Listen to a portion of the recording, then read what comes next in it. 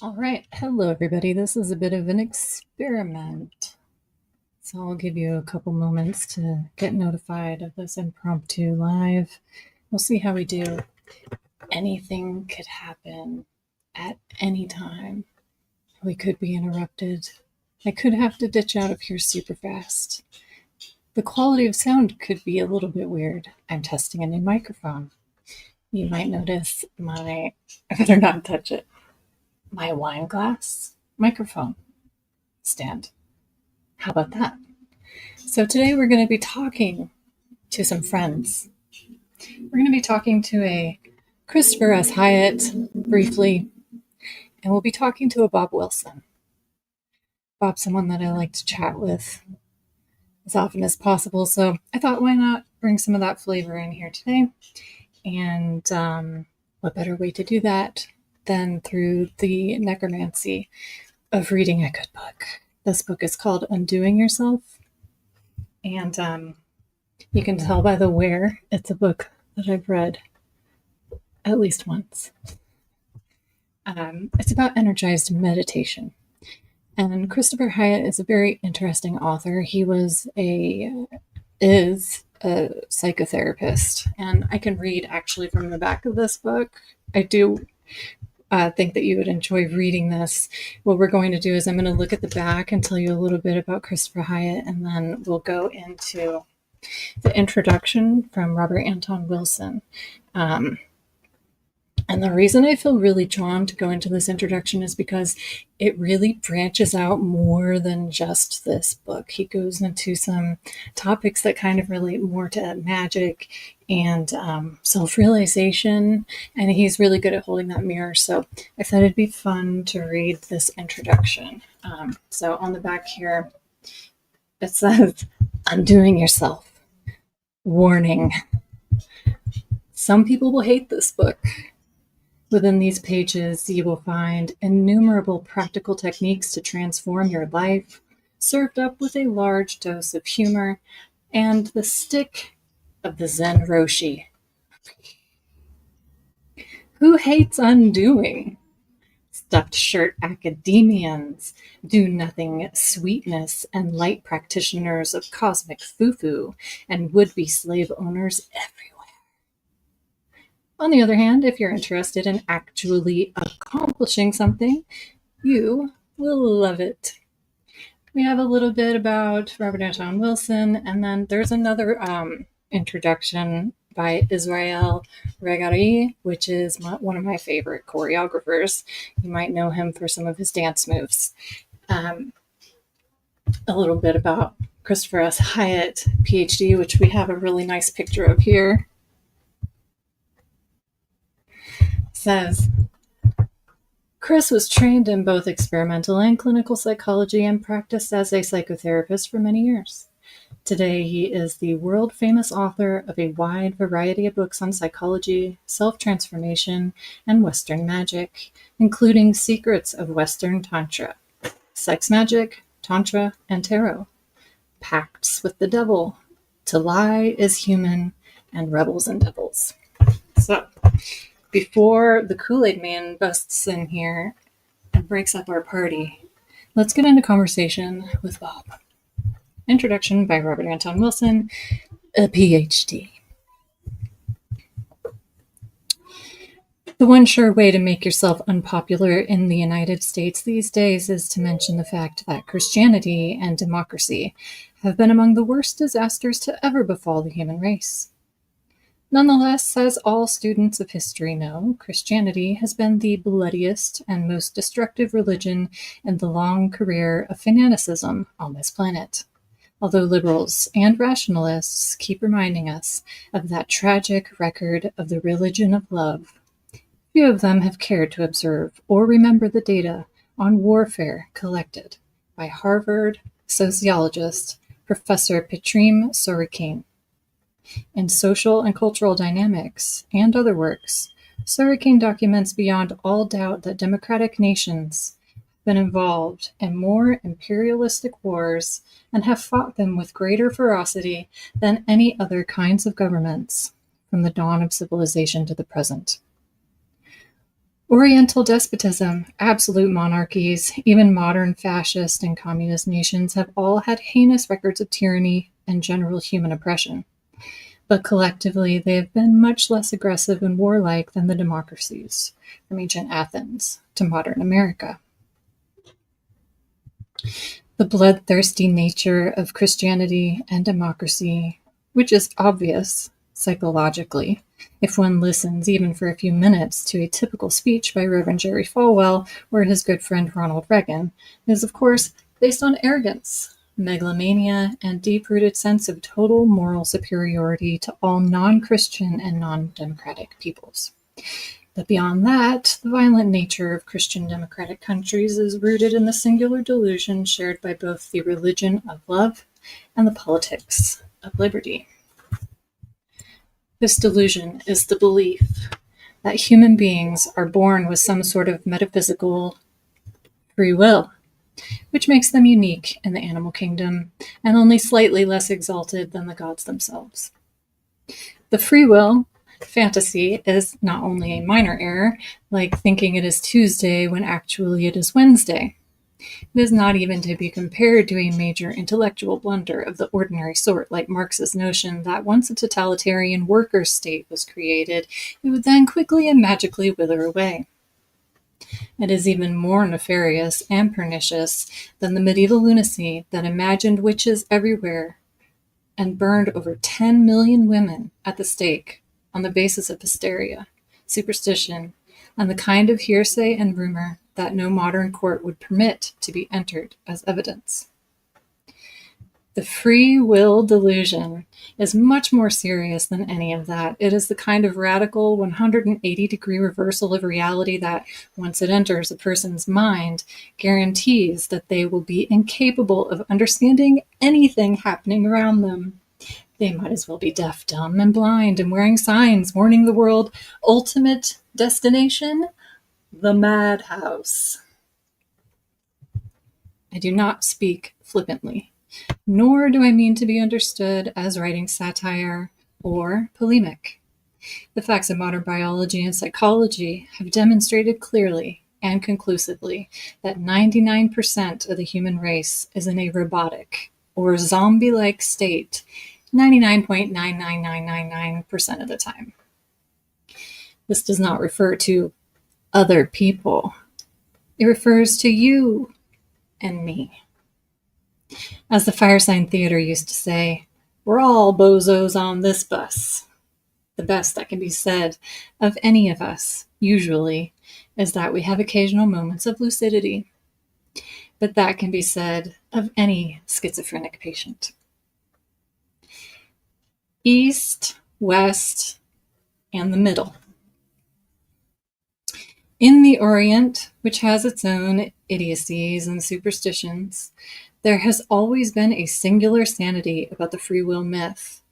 Virtually without exception, all the great Oriental philosophers have recognized that donkeys, grasshoppers, dolphins, toads, hummingbirds, dogs, chickens, tigers, sharks, gophers, spiders, chimpanzees, cobras, cows, lice, squid, deer, and humans are equally important, equally unimportant, equally empty, equally expressive of the world soul or life force.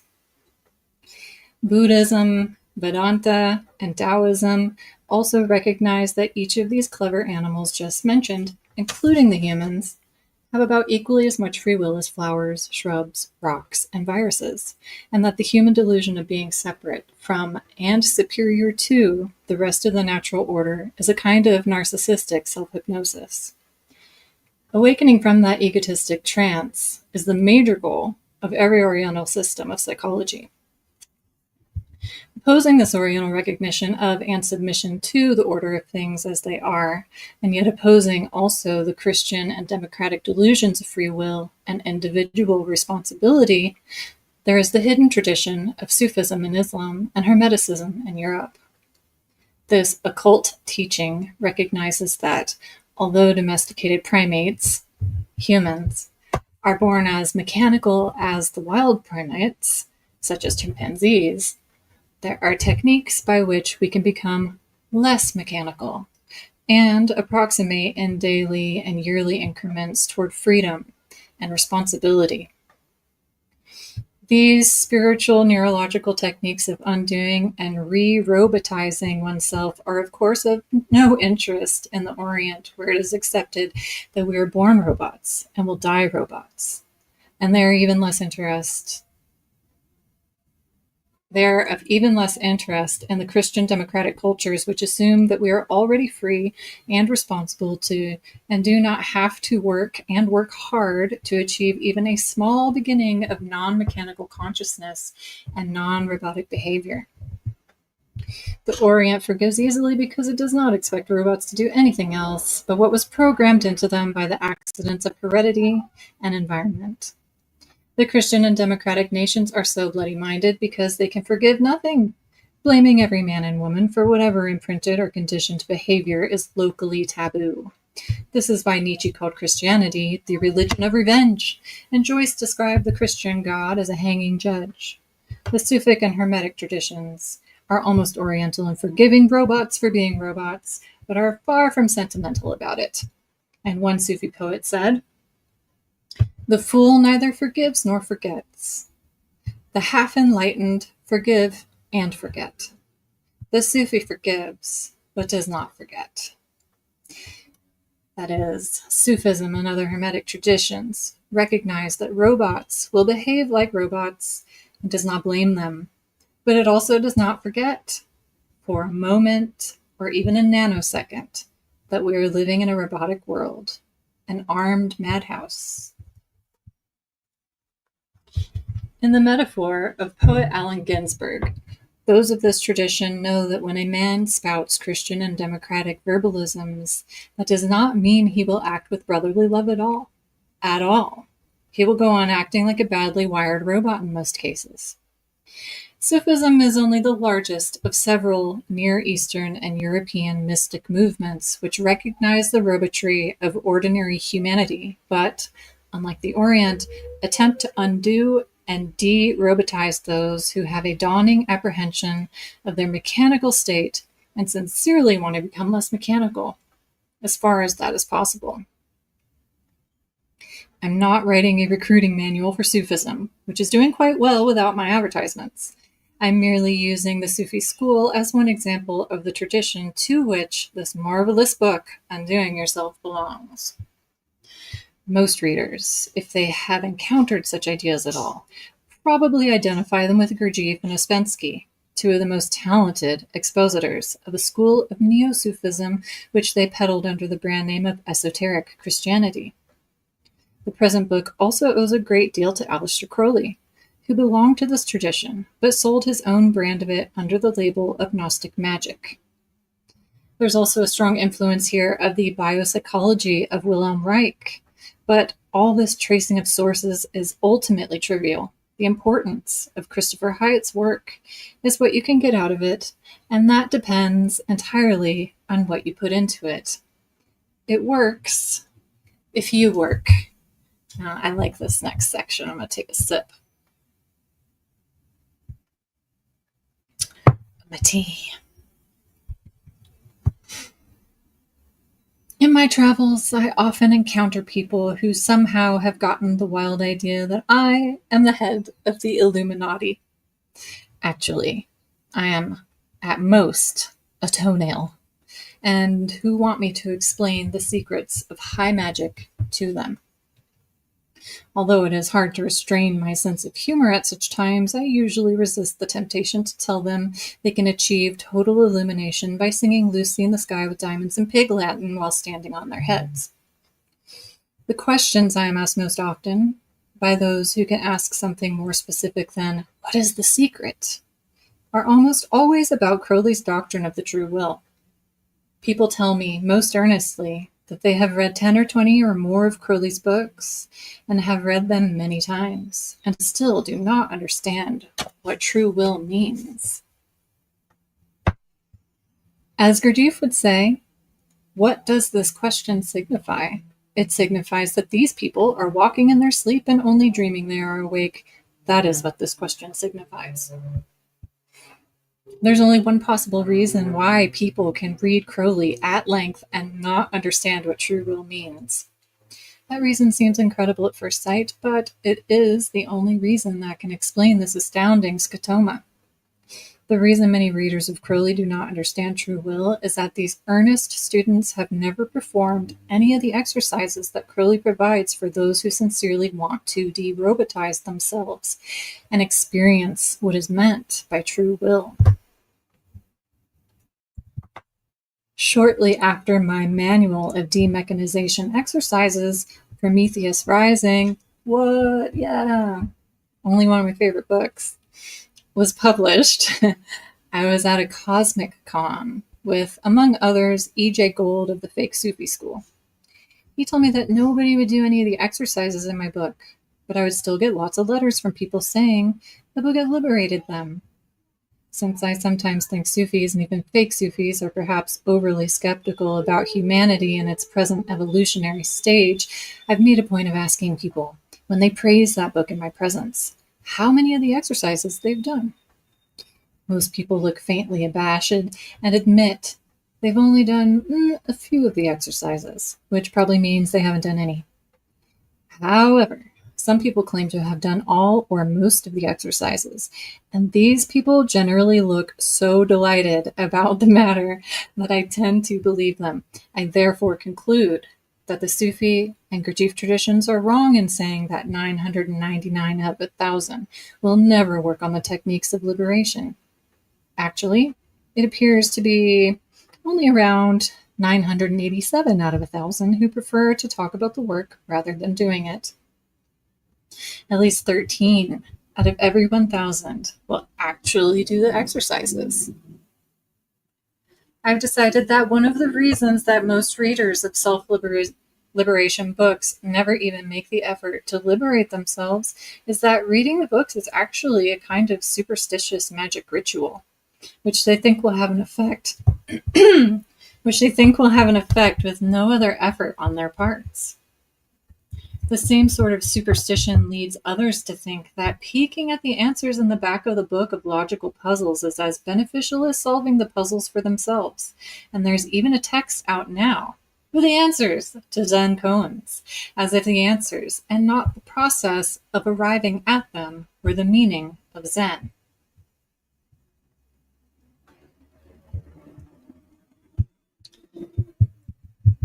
Aside from such symbolic magic as distinguished from real magic ritual, which is a type of brain change experiment, the main reason people prefer to read neurological exercises rather than doing the exercises is the dread and sheer horror which the word work invokes in most people.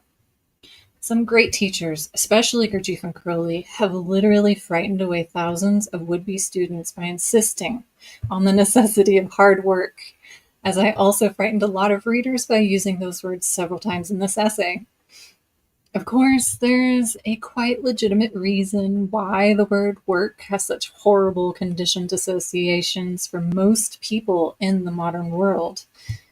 That reason is the most work in this age is stupid, monotonous, brain-rotting, irritating, usually pointless, and basically consists of the agonizing process of being slowly bored to death over a period of about 40 to 45 years of drudgery. Marx was quite right in calling it wage slavery. Most people know this, but are afraid to admit it because to dislike work is regarded as a symptom of communism or some other dreadful mental illness. I recently heard a politician admit on BBC that the reason English workers are so notoriously lazy is that their jobs are so unspeakably subhuman and dull. If I had to do that kind of work, I would call in sick as often as possible and goof off at every chance, he said flatly. Alas, I had tuned in late and never did catch this chap's name, which is a terrible misfortune for me since I suspect he is the only honest politician in the world. It is this universal but repressed hatred of work that causes almost everybody to despise and persecute the unemployed. Almost everybody envies the folks of the dole, on welfare, as you say in the States, because almost everybody secretly wishes they could escape their own jobs and live without working. It has taken me decades to understand this, because I'm part of that very fortunate minority who work at jobs we actually enjoy. It's hard to make me stop working, as my wife will assure you. The minority who actually loves its work seems to be made up chiefly of the writers, the dancers, actors, and other artists, most scientists above the technician troll level, computer freaks, and the righteous dope dealers of California. Everybody else wishes they had the courage to go on the dole, but is ashamed of the stigma attached to being a non-worker, and resolves the tension by being as nasty as possible to the unemployed on every possible occasion. Hey, catch this! The secret of the Illuminati revealed. Here I want to let you in on a real secret of the Illuminati, one that has never been published before. The so-called work involved in brain change is not like ordinary work at all. It's more like the creative ecstasy of the artist and the scientist once you really get involved in doing it. Most people are afraid of it only because they think work must be a curse and can't imagine that work can actually be fun. So it's best not to think of energized meditation as work at all, at least as you have experienced work in most of the world today. It might be better and more accurate to consider the EM exercises as play rather than work. Of course, play has its own rigors, and you do have to put energy into it to become a winner rather than a perpetual loser. But it's still entirely unlike the wage slavery that most people call work. In fact, to be blunt about it, it's more like sex play than any other kind of play because it definitely unleashes energies that have erotic as well as therapeutic side effects. You're dunce if you avoid it just because you think anything that needs effort must be work, in the sense that people in factories and offices are suffering from the curse of work in our society. Think of it more in terms of your favorite sport or recreation. Fishing or bird watching or softball or whatever you do with passion, and just for the excitement of it. If that kind of thing should not be called play, then I do not know what play means. So when I wrote hard work, I was just trying to jar you into actually paying attention for once. I really should have said, for accuracy, hard play. The second part of the secret of the Illuminati is what I have called elsewhere Wilson's 23rd law. Wilson's first law, of course, is certitude belongs exclusively to those who own only one encyclopedia. Wilson's second law is the snafu principle described in Illuminatus. Communication is only possible between equals. All of Wilson's laws will be published when the world is ready for the staggering revelations contained therein. Wilson's 23rd law is... This is the most profound of all the secrets of the Illuminati, and I've often been warned that terrible consequences will ensue if I reveal it prematurely, but what the hell. These are parlous times, friend, and this primitive planet needs all the light that can be unleashed on its dark, superstitious mind. Let me repeat, since I'm sure you didn't get it the first time. Do it every day. Do it every day. Have you ever wondered why Einstein became such a great physicist? It was because he loved the equations and concepts of mathematical physics so much that he worked on them or played and tinkered with them every day. That's why Otto von Klemperer became such a great conductor. He loved Beethoven and Mozart and that crowd so much that he practiced his music every day. It's why Babe Ruth became such a great ball player. He loved the game so deeply that he was playing or rehearsing every day. This rule also explains, incidentally, how people destroy themselves. Do you want to become a suicide? It's the fashionable thing in some circles, after all. Practice being depressed, worried, and resentful every day. And don't let anybody distract you with energized meditation or any other mind change system. Do you want to land in jail on an assault and battery charge? Practice getting damned bloody angry every day. If you want to become paranoid, look carefully every day for evidence of treachery and duplicity around you. If your ambition is to die young, do the depression, worry, resentment system every day. But center in, especially, on visualizing and worrying about every imaginable illness that might possibly inflict itself upon you. On the other hand, if you want to live as long as George Burns, work hard every day at being as cheerful and optimistic as he is. Almost anything is possible if you do it every day. Of course, this rule does not guarantee 100% results. Playing Chopin on the piano every day for 4 to 5 decades does not mean that you will become as good as von Cliburn. It merely means that you will eventually be a better piano player than anybody in your home state. Worrying every day does not absolutely guarantee clinical depression or an early death, but after only a few years, it does ensure you will be one of the 3 or 4 most miserable people in your neighborhood.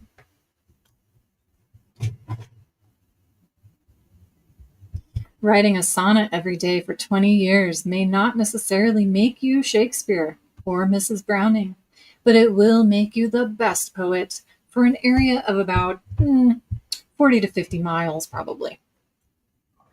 Doing energized meditation or similar exercises does not mean you will be a perfectly enlightened being or a guru in a few years, just that you will be a great deal happier and a hell of a lot more perceptive, creative, and intuitive than most people you'll meet in an average city.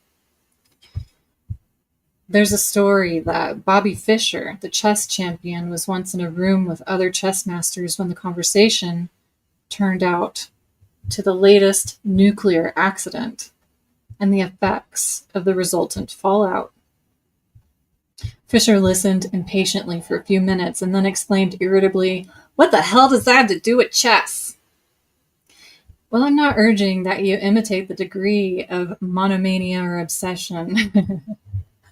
There is a significant lesson to this tale. The reason Fischer became a champion is that he cared so much about chess that he did not even have to nag himself or remind himself to do it every bloody day. Warning! Threats to the primate ego are coming. Red alert. Unfortunately, while the energized meditation system is fun and erotic, it makes you smarter in the sense of more aware of detail and complexity, and even jolts you out of total mammalian reflex behavior into something approximating in slow but definite increments toward that mystic free will Christians claim you were given at birth. And I recommend it heartily. I must admit that there are pages coming up shortly in this book that will probably make you extremely uncomfortable. Dr. Hyatt is a rude, insulting, and deliberately annoying writer. He does not soothe or pacify the reader with the Christian and democratic mythology of our society by pretending that we are all free and rational people here. He insists on reminding us every few pages, in the most blunt language possible, that most of us, most of the time, are conditioned chimpanzees in a cage. Don't let it worry you too much. The situation is this. There are mechanical systems operating throughout the domesticated primate human organism, each on different levels. For instance, as Bucky Fuller used to say, you never sit down and ask how many hairs you shall sprout on your head and body on the next week. That is one of the thousands of biological programs that operate entirely on mechanical circuitry, except in various forms of yoga. You do not have much control over your breathing either. That's also on autopilot. The digestive, excretive circuits also operate with a minimum of conscious attention or strategy, except when you need to find a public toilet and the bars are all closed. Make a list of 10 more programs that keep you alive and functioning, over which you have never had any conscious control. Be one of the 13 readers out of 1,000 who actually do it before reading on. I'll let those of you on the replay hit pause if you would like to do this activity. The reason that mystics and certain other psychologists are always attacking the ego is that the ego is the one mechanical circuit that suffers chronically from the illusion that it is non-mechanical and free. The ego and its delusions must be undermined, either attacked openly and bluntly, as in the Gurdjieff system and this book, or subverted more subtly and slowly, as in certain other systems, before any real progress can be made toward liberation, enlightenment, finding it, discovering the true will and Crowley sense, or whatever is your favorite term, for becoming less robotic and more aware, less the computer and more the programmer of the computer, less the conditioned rat and the behaviorist maze, and more the beyond human that the Sufic Hermetic traditions and Nietzsche have predicted.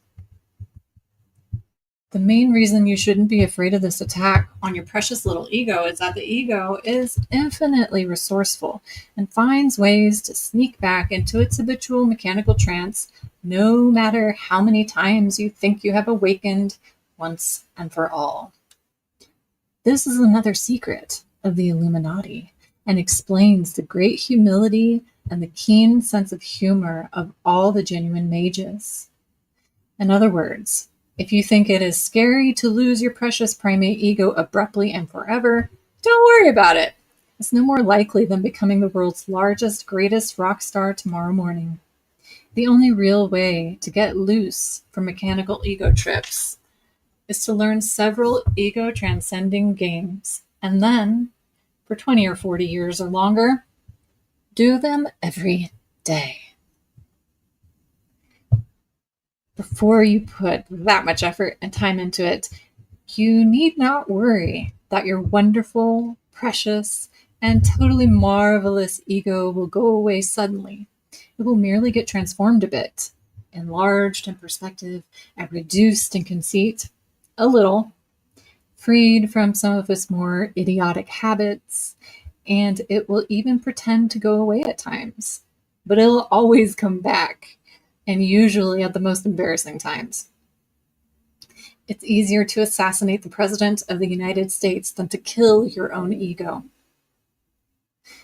500 micrograms of pure Sandoz LSD will destroy the ego more totally than any of the EM exercises in this book. Atom bomb it out of existence, as it were.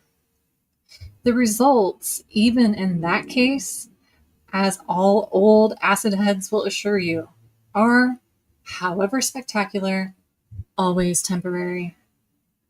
As Dr. John Lilly wrote in Programming and Metaprogramming and the Human Biocomputer, after a heavy trip on genuine laboratory acid, quote, "For a time, the self then feels free, cleaned out.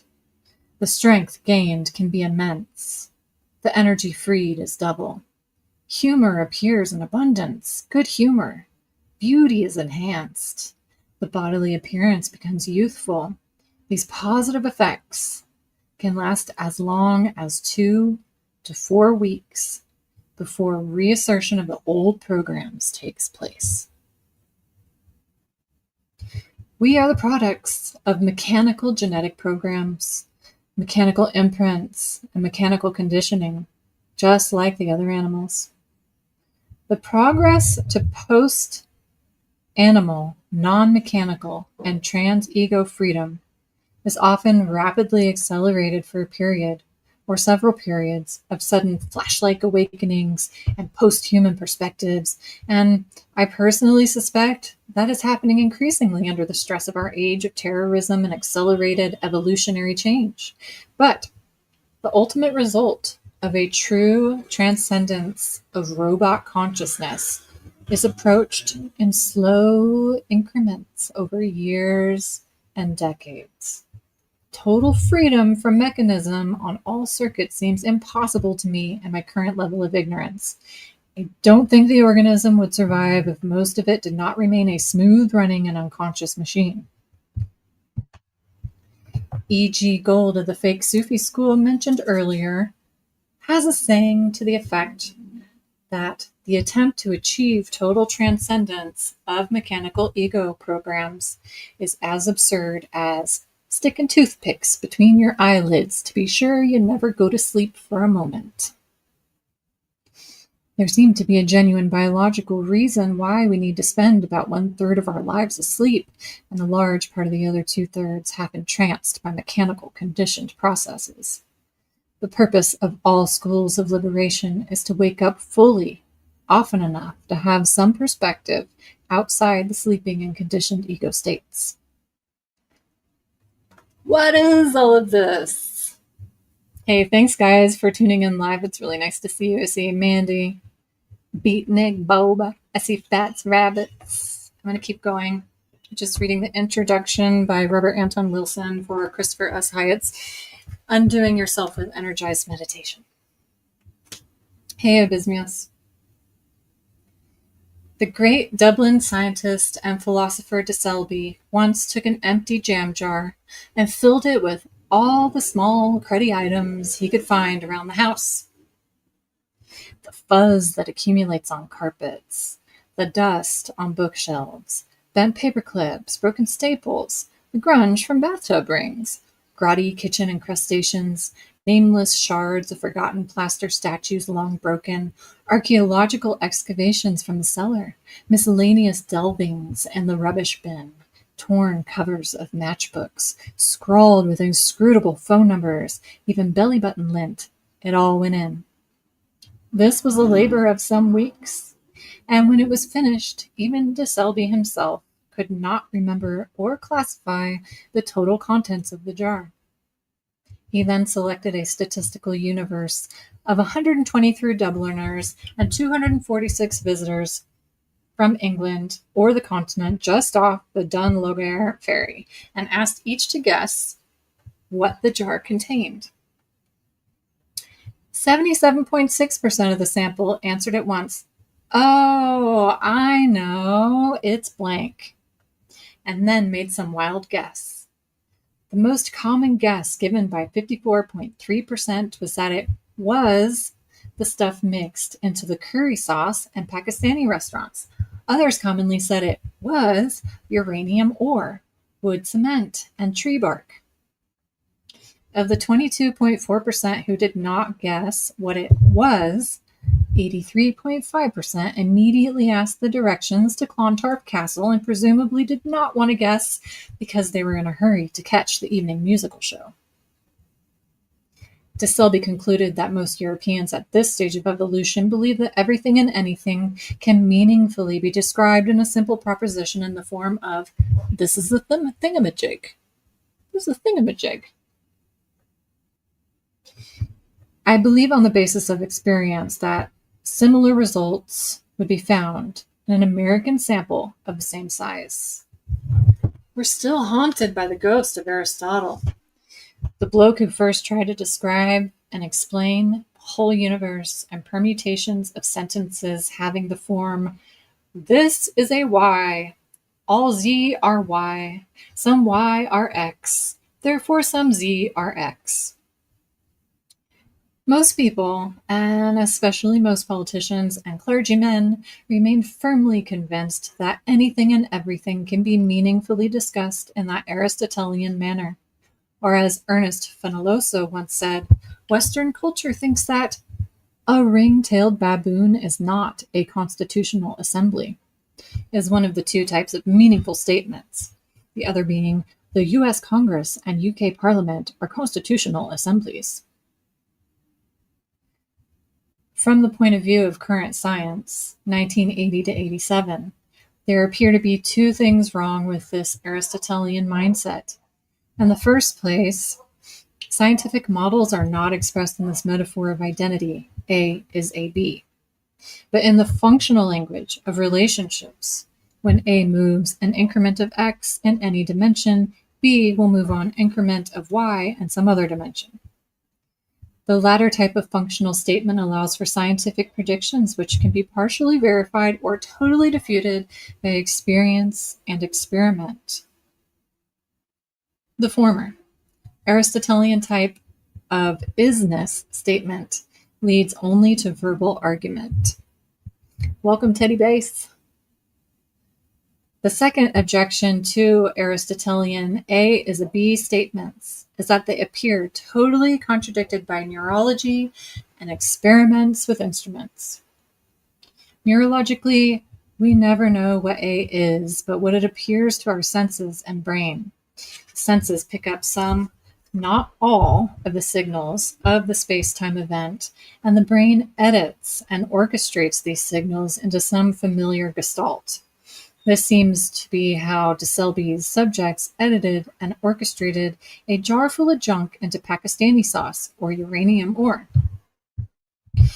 Instrumentally, the same editing goes on. An instrument does not tell us what A is, but what class of signals from A that particular instrument can measure. A voltmeter tells us nothing about the temperature of A. A thermometer tells us nothing about the height of A. If anybody is out there, please tell me if all you hear is rain, because it just started raining on the tin roof right next to me, and I don't want to keep going if it sounds terrible. So if anybody is out there, let me know.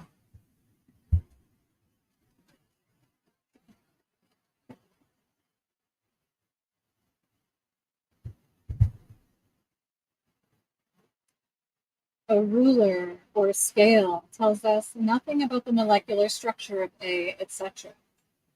Each instrument, thank you, Elizabeth. Each instrument creates its own gloss or reality tunnel, just as our inner instruments, brain and perceptors, create a gloss or reality tunnel. To speak accurately, we should never say this is an A, but rather this seems to fit the category of A in my system of glossing or in this instrument's reality tunnel.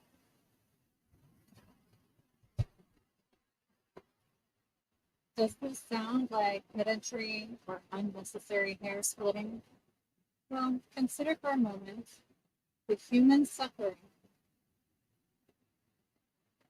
and social catastrophe. It's raining so hard. Yeah, the rain is like crazy. I'm gonna have to stop. But it gets pretty mathy from here. We were so close. We were 3 pages away. Check out this book. You can find a PDF of it online. There's also a really good, he has a couple of PDFs online that you could probably find if you're into that sort of thing. But I highly recommend it and do the exercises. Also, it's full of fun illustrations.